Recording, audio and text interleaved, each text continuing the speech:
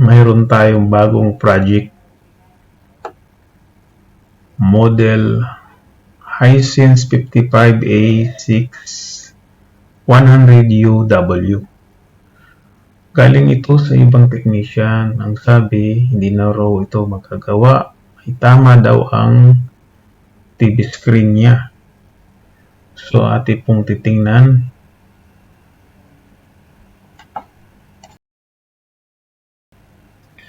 Ito, lagyan natin ng power. Yun, naiilaw na. On natin. Ayun, lumabas naman yung Hisense niya.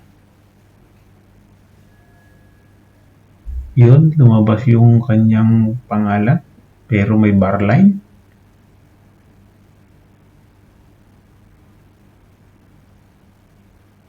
Yun, wala yung bar line.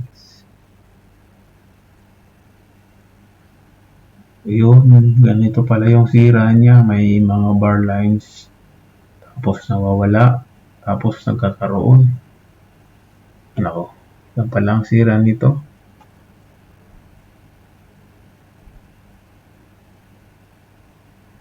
Ito, buksan natin yung loob.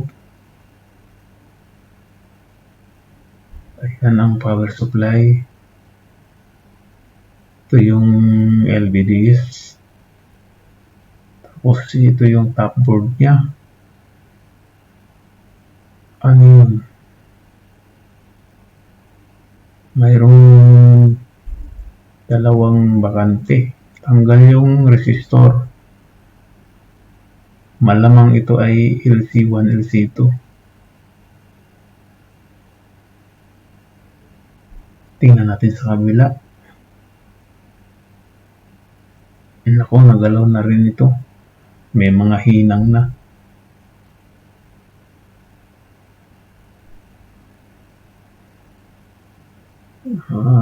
Pagka ganito,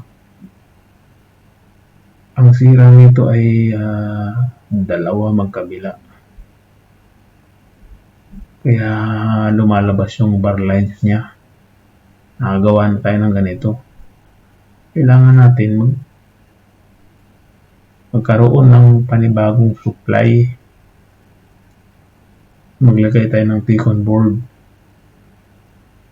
Kasi walang supply doon sa LC1, LC2 niya. Doon lang siya nakapokus. Kaya kabitan natin ng T-con board. At ating irekta yung BGH, BGL niya.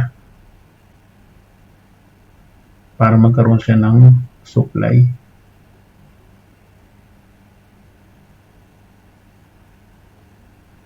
So, ayun, nakakabit na yung LC1, LC2. Ikabit natin yung power.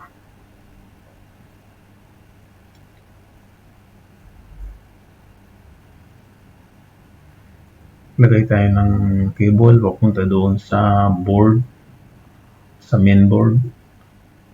Kakabit natin doon sa 12 volts, pinaka-supply ng ating T-con board.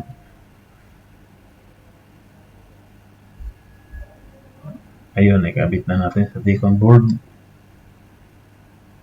Hihinangin natin doon sa 12 volts ng main board. Itong main board na ito ay kasama na yung pinaka-T-con niya. So, imbis na magte-trace tayo ng mga linyada, lagyan na lang natin ng panibagong T-con board para maging maganda po yung supply natin. Kasi dito yung nabumula yung swapping voltage.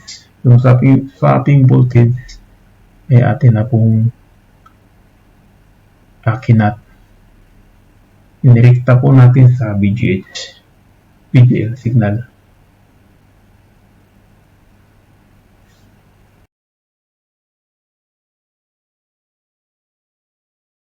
Ating testingin pala yung ikinabit nating bagong BGH, BGL.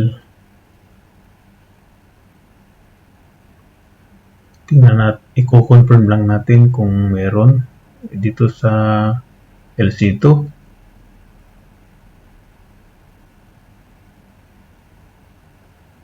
Ayun, may nasukat tayong 8 volts. So ito yung VGL signal, LC2. Punta tayo sa LC1. 28 volts, ito yung VGH. So ibig sabihin okay na ito dahil may nasukat tayong voltage. So titingnan natin kung mayroon na tayong picture or image. Ayun, nandun na yung signal. So ibig sabihin okay na, makinis na siya, wala na siyang bar lines. Success. So lagyan natin ng video. Ayun, maliwanag na siya. Pwede na tayo manood ng mga movies. Success.